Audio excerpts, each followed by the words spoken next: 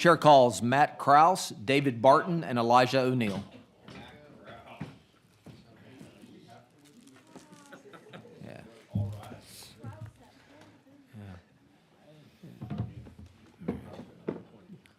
right. I show you registered as Elijah O'Neill on behalf of the American Journey Experience testifying for the bill. Is that correct? Yes, Chairman. And I show you registered as David Barton on behalf of WallBuilders and yourself testifying for the bill. Is that correct? Yes, sir. And I show you registered as the Honorable Matt Krause on behalf of the First Liberty Institute testifying for the bill. Is that correct? Yes, sir. All right. We'll begin with you, Mr. O'Neill. Thank you, Mr. Chairman. May I take my time to respond to a few comments that came from Representative Tallarico? Is that appropriate? You have 2 minutes. And there'll probably be questions. I would probably do my testimony, and then I would imagine there'll be a question or two. Understood. Thank you so much. guessing. Chairman, members, my name is Elijah O'Neill, and I serve as Manager of Education for the American Journey Experience Museum in Irving, Texas, and I'm here to testify in favor of Senate Bill 10. Our country was founded on a recognition of moral law. The Declaration of Independence, our nation's birth certificate, acknowledges this. It states that we are endowed by our Creator with certain inalienable rights. That is not a vague metaphor, but rather a direct recognition that our rights flow from a higher authority, not from man, not from government, but from God.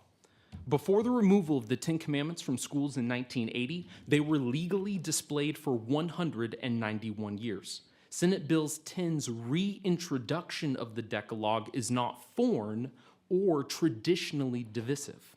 We are returning to what our founding fathers assumed and affirmed, that morality is essential to liberty and that God is the source of both. George Washington said, of all dispositions and habits which lead to political prosperity, religion and morality are indispensable supports. In vain would that man claim the tribute of patriotism who should labor to subvert these great pillars of human happiness. Historically speaking, the 4 best-selling books in American history are the Bible, the New England Primer, the McGuffey Reader, and Webster's 1828 Dictionary. The common denominator between these 4 documents is twofold. One, they were used in early American education to the tune of over 120 million copies across the country, and 2, they all contain the 10 Commandments. Finally, the American Journey Experience has one of the rarest Bibles in the world, the Aitken Bible. Please And it wrap was up. the first to complete in English Please wrap up your language. testimony. You have 2 minutes, and we're going to Thank stay you. tight because we're on timeline. Appreciate you. Yeah. Okay, he's going to have some questions for you. All right, Mr. Barton. May I defer to the legal expert, and then I'll do the history? Sure. Absolutely. Yeah. Sure. Thank you. Go ahead. Yeah. Thank you, Mr. Chairman, members of the committee. I'm honored to be here with y'all on behalf of First Liberty Institute, the nation's largest organization dedicated solely to defending and advancing religious liberty in the country. And I'm here to speak in favor of Senate Bill 10. I think the reason we're here today is because of a 2022 case at the Supreme Court, Kennedy versus Bremerton. In that case, they said a high school coach could kneel at a 50-yard line and pray after games, but more importantly, they threw out the lemon test, as Representative Noble mentioned. That had been used since 1971 thousands of times to inhibit and prohibit public displays of religion around the country. However, after that test was thrown out, the Supreme Court put in the history and tradition test, which means if it's a public display of religion, but it has a history and tradition in America, we're going to give it the benefit of the doubt to pass constitutional scrutiny.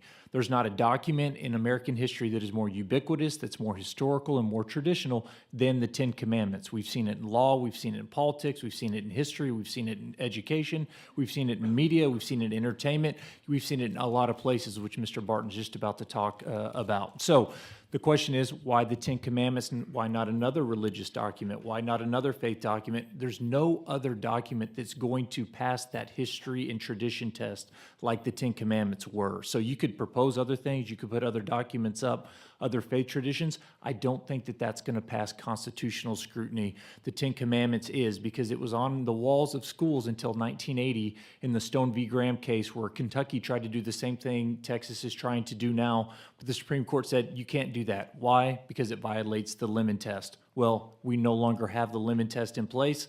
We have the history and tradition test. So you would think once you get that back up to the courts, they will find favor with the document that has all that history and tradition.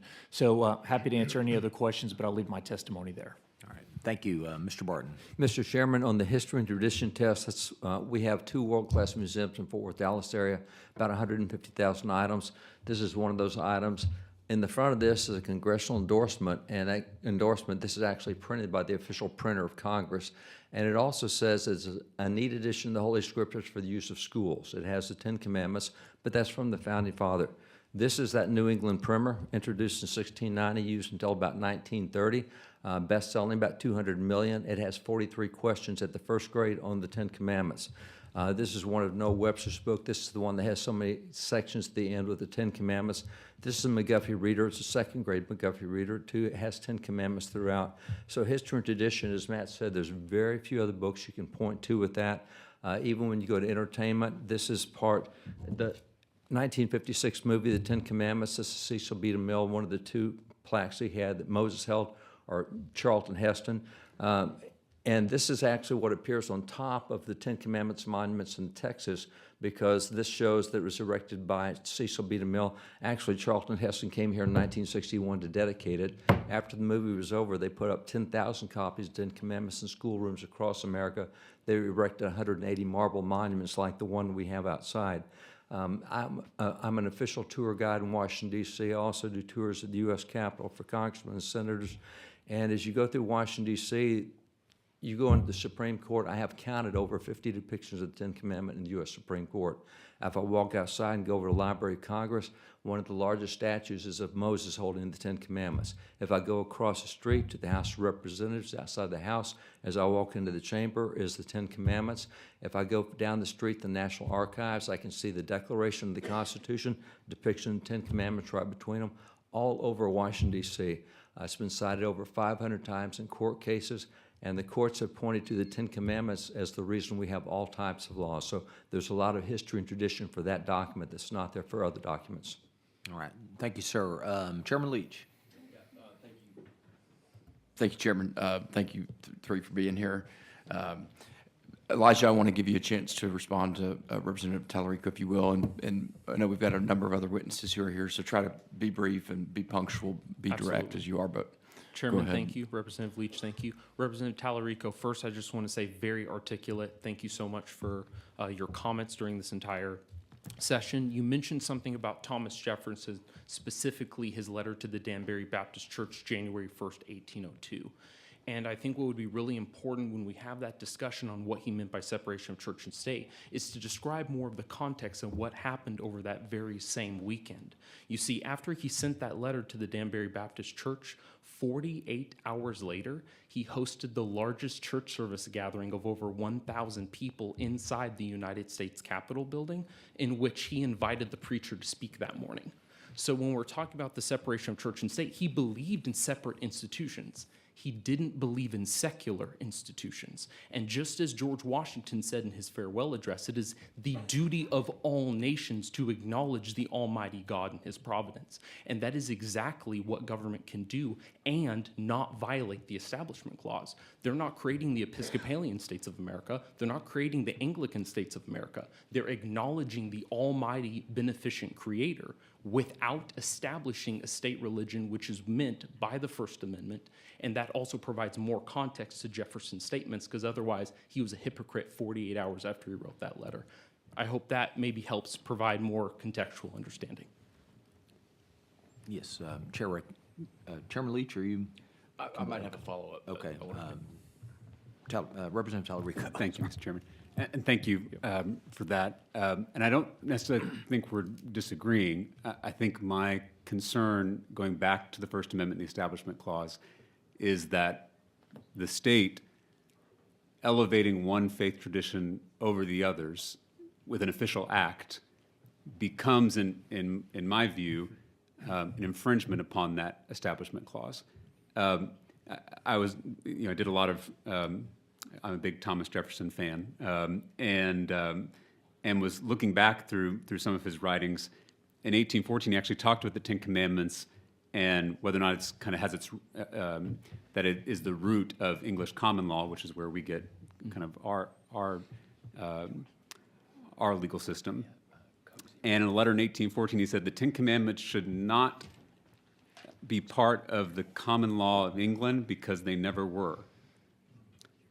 And then in a few years later, when the Virginia legislature attempted to insert Jesus Christ into the preamble of a statute, Thomas Jefferson worked to defeat that measure, saying, quote, religious freedom was meant to comprehend within the mantle of its protection the Jew and the Gentile, the Christian and the Mohammedan, the Hindu and infidel of every denomination.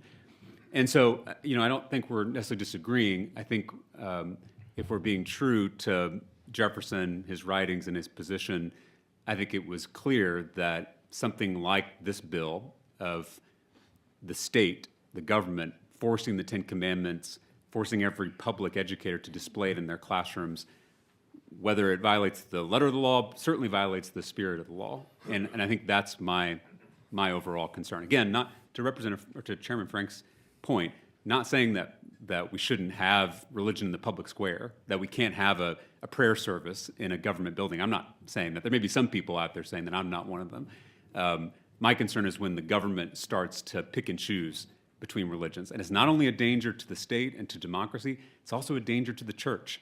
And I think you just said, I think someone said that about the Danbury Baptists and Baptists in general, historically being very concerned about when the state usurps the role of the church or usurps the role of the pastor or clergy, because that's honestly who I want teaching the faith. I don't want government employees teaching my faith.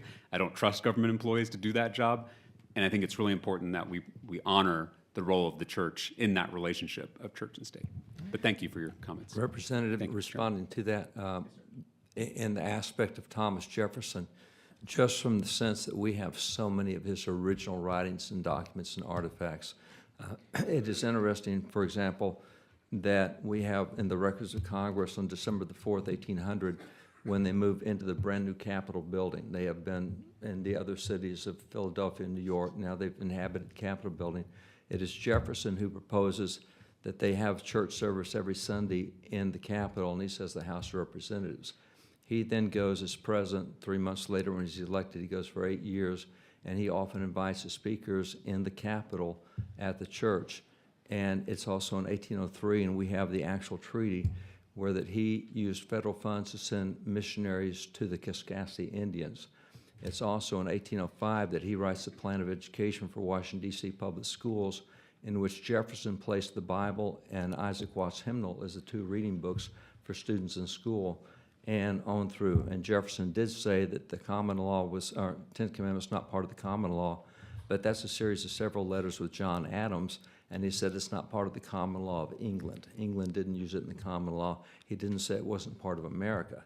And so those are all things from Jefferson that I think are important to bring the whole context of Jefferson back in the conversation. So, Mr. Chairman. Yes, Chairman Leach. Thank you. I have a question. I'm going to direct it to you, Commissioner Krause and David and Elijah, if y'all want to hop in. So I think for me the question is twofold. Number one is, can we do this as legislators? Can we? And number two, should we? We can. I do believe we can. I think we have a disagreement on that, but I believe firmly that we can. The disagreement is maybe whether we should or not. I agree with Representative Noble and would vote for the bill because I think we can and we should. If we do this, can a teacher, because Representative Talarico mentioned on a couple of occasions that we're forcing teachers to display this, and actually take issue respectfully with that, Representative Talarico, because we're not forcing teachers to do this. They're going to be up in the classrooms. We are not forcing teachers to teach there. But can they, Representative Krause, Commissioner Krause, can they, if a teacher wanted to post another religious document on the wall, what is our response at that point? Yeah, that would be a case-by-case basis, because again, the constitutional test is now history and tradition. And so if they were to put up a religious text that did not have its basis or grounding in the history and tradition of America, it would be much more subject to constitutional scrutiny and overturning than were it to be something like the Ten Commandments. Even if you looked at the Beatitudes, I know we talked about that last time, Representative Tallarico, the last time this was talked about, I think that would probably survive judicial scrutiny more than a lot of other religious texts, but it would not be as sure or certain as the Ten Commandments, just because it's so ubiquitous in America's founding and history. And so depends on what they put up and kind of the circumstances around it. But right now they can put up a cross. Right now they can put up other things, and that can be in the classroom. So again, it all depends on those kind of case-by-case basis. Okay. David, did you have a response to that? Oh, that's the can side. On the wood side, it was certainly the belief of previous generations that these were wholesome teachings that helped conduct behavior. And you didn't have to believe in God. As a matter of fact, we have some interesting letters from atheists who quote the Ten Commandments on behavioral basis, whether it be theft. And I think it's interesting that even in these 500 cases that the courts went through, they used both the 8th and the 10th commandment as the basis of their decisions on election fraud and cattle rustling and defamation and white-collar crime and things that we wouldn't think of necessarily. But the court said, no, this is what led to these civil statutes we have. And so the court in those days took things back to that as a basis. And so on the should we, I think that there's a wholesome benefit that can come from it, even from those who don't believe in God or those who have other religious beliefs. These are still behavioral standards. And even if it's say, well, it's not the same God, no, but still being God conscious always affects behavior in a positive manner. And so whether it's Jewish God, Christian God, Hindu God, whatever, that God consciousness tends to have positive effect on behavior. And it's only 2 of the 10 commandments that mention God. The others are behavioral. And as the courts used to say, it's really good standards for behavior toward God and behavior toward man. And they looked at the man side more than the God side. So that's why we find the courts having those 500 decisions on the 10 commandments. It's almost unprecedented to have something cited that often by the courts as an authoritative source. So it really is part of our legal system here. But I think it's a wholesome thing to display. All right. Representative Leal Wilson. Mr. Barton, 35 years, deja vu, only just in a different building, right? Yes, ma'am. What do you say or answer to the allegation that all of the founding fathers were deists? What does that mean? Deist, we find only in the writings of one do you find the word deist, and that's Ben Franklin.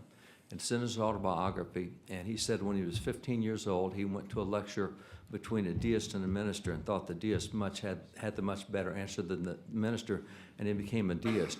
On the very next page, he says, but having thought about that, I quickly abandoned it. That's the only acknowledgement of any founding father. Now, other people call them deists. What we know is that the 56 signers of the Declaration, 27 had seminary degrees, graduated from seminaries. Hard to find them being atheists. We own a number of the Bibles that were either owned or produced by the founding fathers as part of the museum that we have, and we know for sure that they were not deists. We find that by 1815, among the founders and others, there had been 1,400 official government calls to prayer. We own over 500 of those official calls to prayer from George Washington, John Adams, Madison, on through. Jefferson did it when he was governor, but not as president. So we find very little evidence except in modern writing that they're called deists. And that really kind of dates back from what we can see in writings that came out in the 1980s, Howard Zinn and others. Prior to that, you won't find that. And I think to give kind of a final answer, going to, you look at our Constitution, when you look, there was a study done by Illinois University and University of Chicago Law School, what's the average length of a Constitution? And the answer was 19 years. We're 238 years. They went back several thousand years, hundreds of nations, hundreds of constitutions. And so University of Houston said, where did the founders get their ideas? We went 200 plus years, where'd they get them? And so they collected some 15,000 writings for the founding era. They went through to look at exact quotes in those writings, and then they took those quotes to find where they came from. It took them 10 years. They released, and again, it's an excellent work called Origins of American Constitutionalism, but the number one single most cited source was the Bible. 34% of all their political quotes came out of the Bible. Number two was Charles Montesquieu at 7.9 or 8.3%. Blackstone was 7.9, and Locke was 2.9. So the fact that they cited the Bible 4 times more often than any other political philosopher would not suggest that they were deists. And what do you think of when the allegation is made, well, this is teaching the faith? I mean, I think there's a clear difference as a teacher, myself, and as a mom of 5 kids. When you are teaching the faith or when you're proselytizing, you are teaching somebody how to find God, how to know God. Having the 10 Commandments on the wall, how does that teach somebody or proselytize somebody or lead them to God? Generally, I'm sorry, didn't mean to interrupt. That's okay. And tie that back into, again, you brought some of the original writings. Like, why did Noah Webster write the dictionary? Was it to, proselytize? Was it to teach the faith? So I just want to kind of go back to some of those founding documents and that allegation that this is teaching about God. Yeah, pressure and coercion is often associated with that kind of proselytization. And so presentation of factual information, it may be religious, but that does not mean it is proselytization. That goes on. And by the way, an interesting phenomenon in legal history is when we got into the point in 1962-63 where the Supreme Court said no more prayer, no more Bible, etc. At that point in time, the court started coming up with new meanings, because you were a conscientious objector militarily, but that meant you had to be associated with some religious doctrine. And suddenly we have Vietnam War, and a lot of people don't want to go to war with a conscientious objector, but it's not religiously based. And so at that time, starting in 1968 with cases like the Welsh decision, the court came out and said, well, whatever you believe so much that it affects your behavior is your religion. And so they listed all sorts of possible religions, including in the Trocaso case, they said that even atheism can be a religion, even though it has nothing to do with God. And so it's a religion, by their definition, is something that you believe so much it affects the way you behave. And to that extent, it's hard for anyone not to be affected by someone else's religion, because what you believe, you're going to share with others. Is that proselytization? Not unless there's a lot of pressure and coercion behind it. And so simply placing something on the walls, that is a non-coercive behavior. It's a choice that has to be made. You read it, you either reject it or you don't. You read a sign about being green or saving the environment or any other sign. You choose whether you believe that or not. And so the Ten Elijah, Commandments- is there anything in the bill that you feel is forcing everyone? I mean, we keep seeing this, forcing every school, forcing every classroom to have this. Is it forced in this bill? So what I would say is I do not possess a bigotry of low expectations for our teachers and being able to handle a question if a child goes up to it and says, what is that?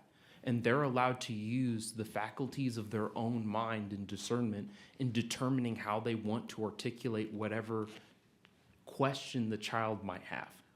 Now, as far as them being forced to teach on it, I don't think that is anywhere in the bill. And I have a higher view of our teachers here in Texas be able to handle those questions, and I think we all should. Okay, and then one last thing, Representative Krause.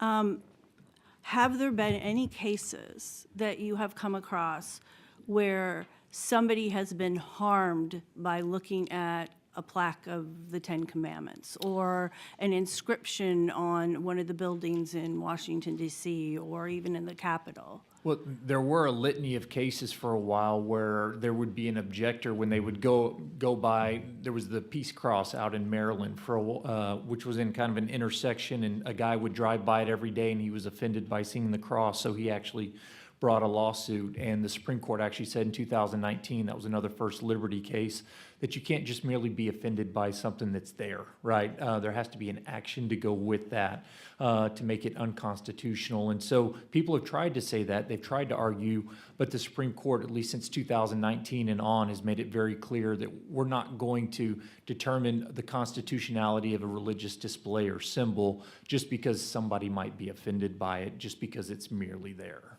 Okay, thank you. Vice Chair Bernal. Thank you. First, I am sure I understand the spirit and heart of the bill author, so I don't want to call that into question. And Matt, I respect you tremendously. You're a true believer. You've never wavered. That's one thing I really respect about you, is that even in the sort of world of politics, you've sort of been you, whether I agree with you or not, often not. Often not, yeah, that's right. But that's okay. But I respect it tremendously. My question has to do, I think that Chairman Leach hit it on the head, right? We spent so much time focusing on whether or not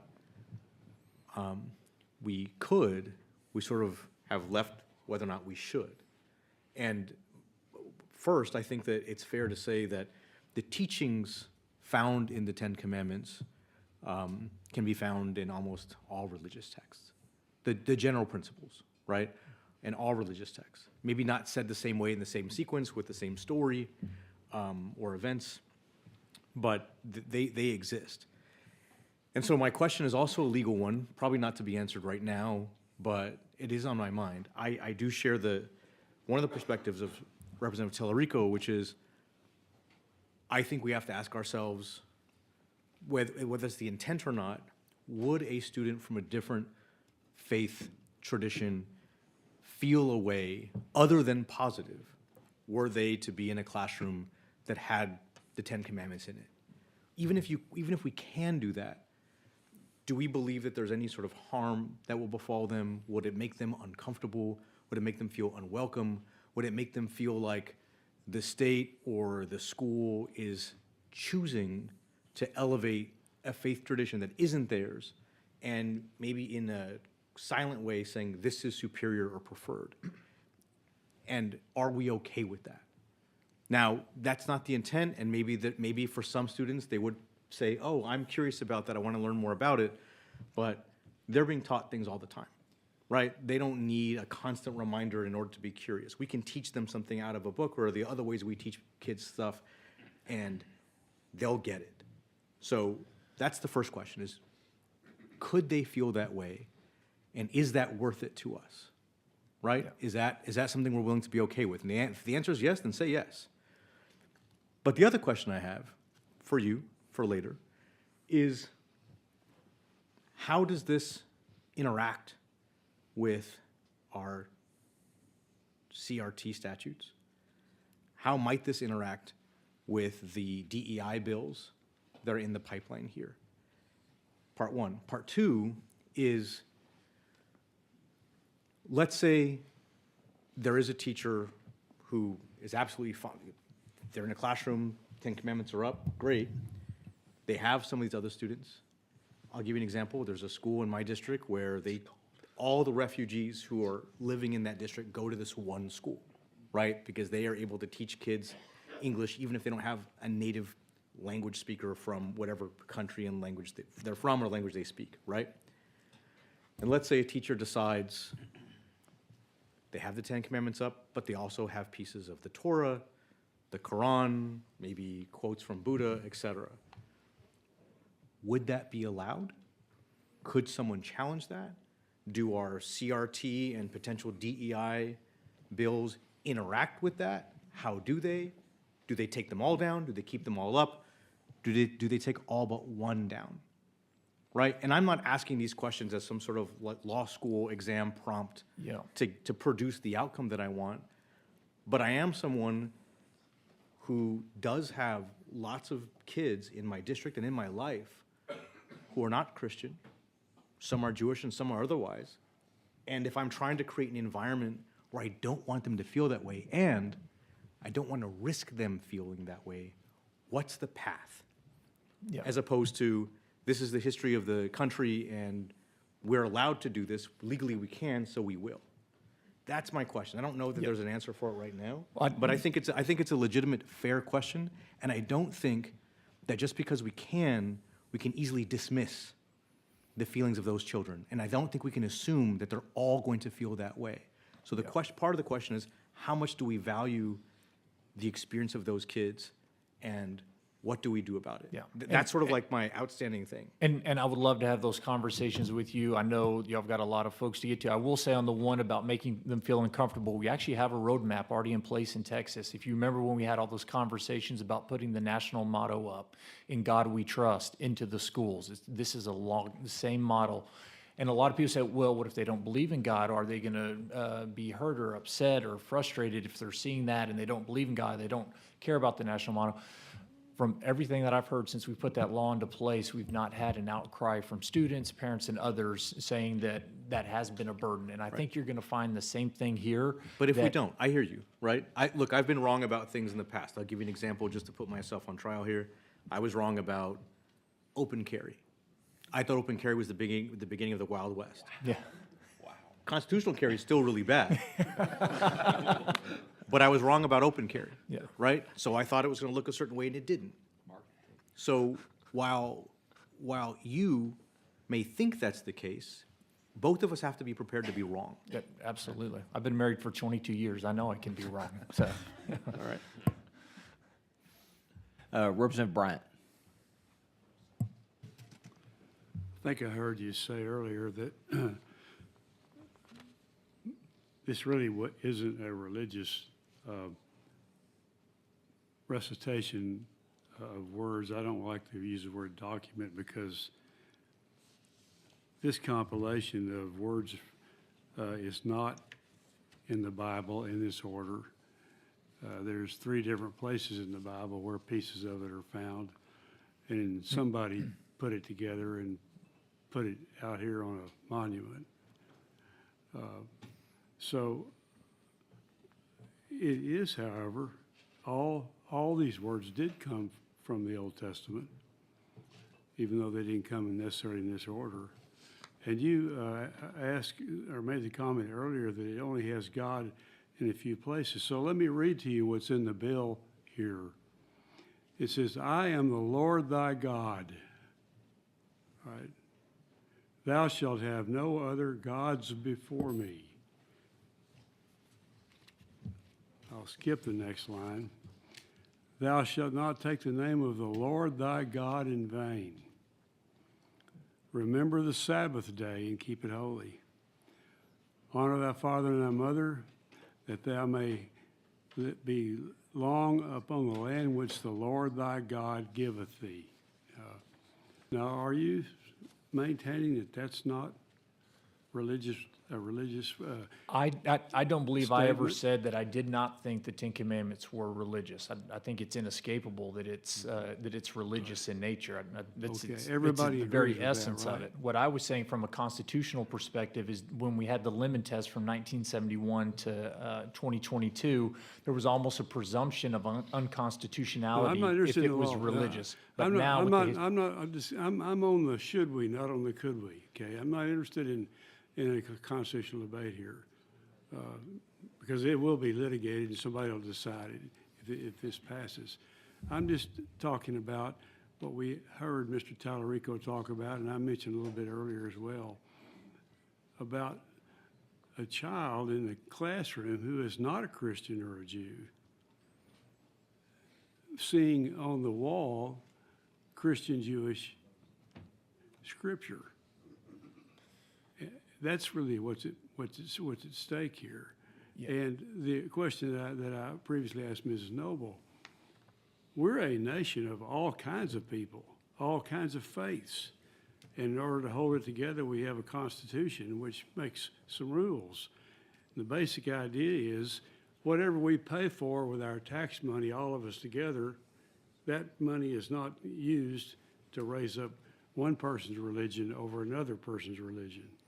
Yet this bill says, to come to another question that was raised earlier with regard to are we forcing anything, a public elementary or secondary school shall display in a conspicuous place In each classroom of the school,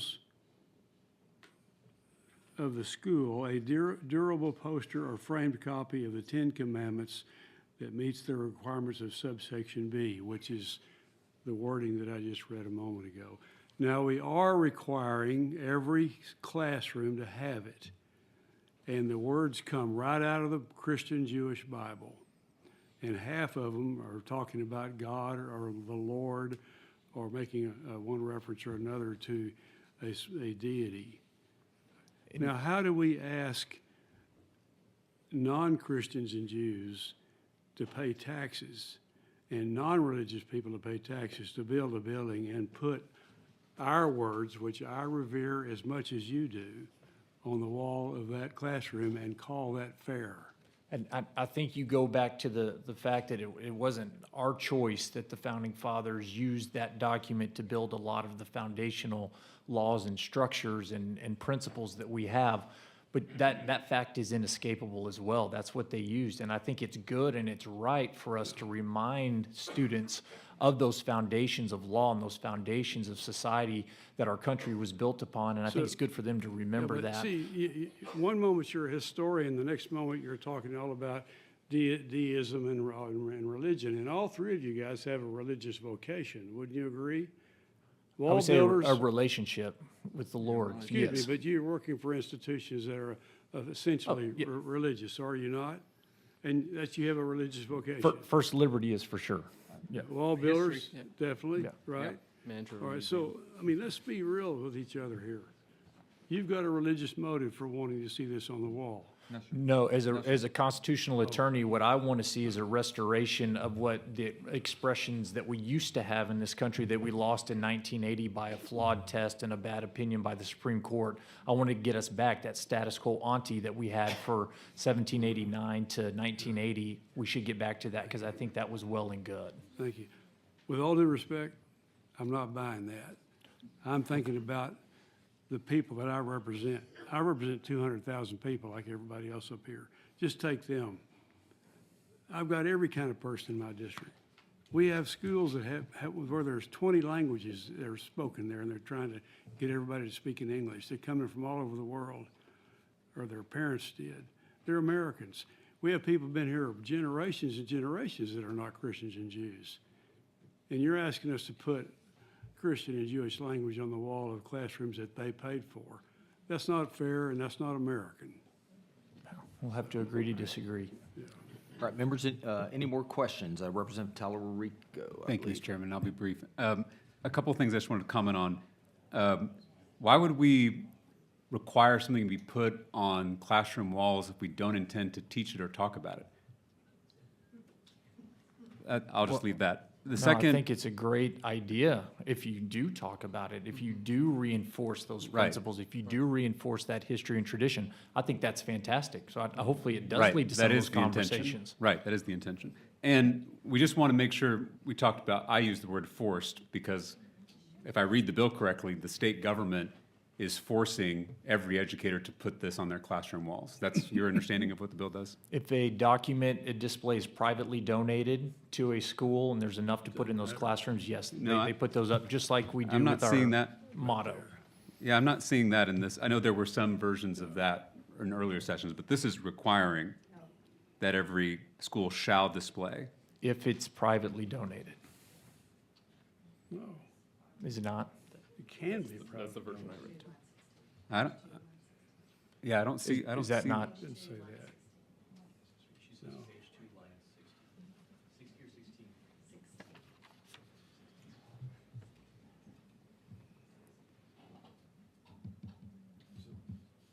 So it's saying they have to accept any offer of a privately donated poster or framed copy?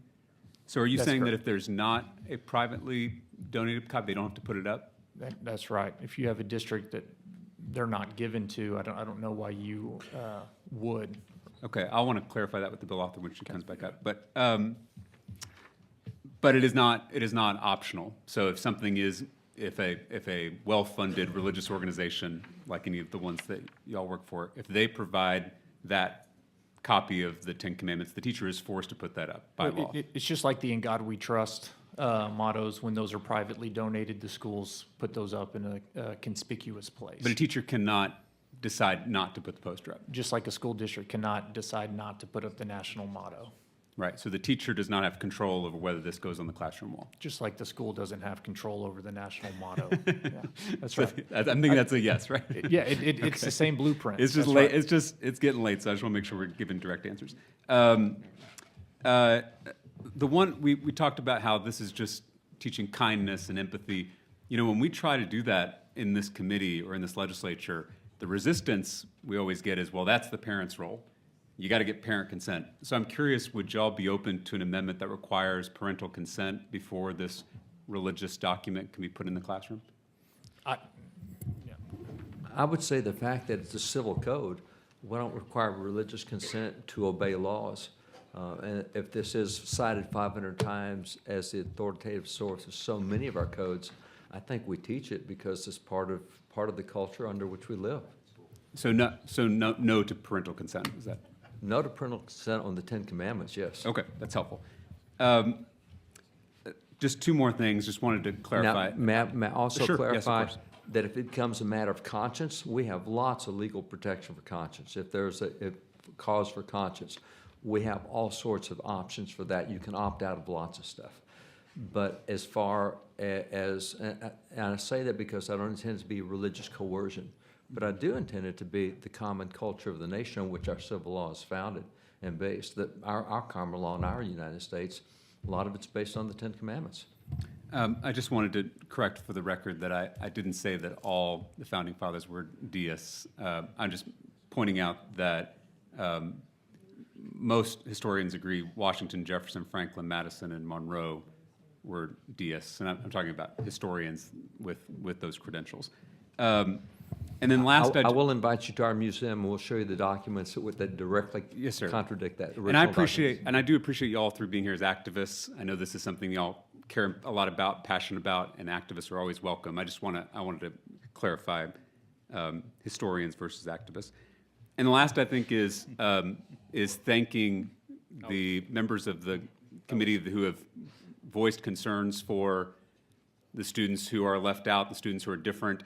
And I know all three of you are practicing Christians, and so am I. And I think that's actually a very Christ-like concern, to be looking out for the outcast, to be looking out for the stranger. I think of the parable of the Good Samaritan, where it was the heretic who did the saving. That's the hero of the story. It wasn't a member of Jesus' religion. It was someone from another religion. And so I just think that's a very important concern that we should always keep at the forefront, especially as Christians. Thank you, Mr. Chairman. Thank you. Members, any more questions for this panel? All right.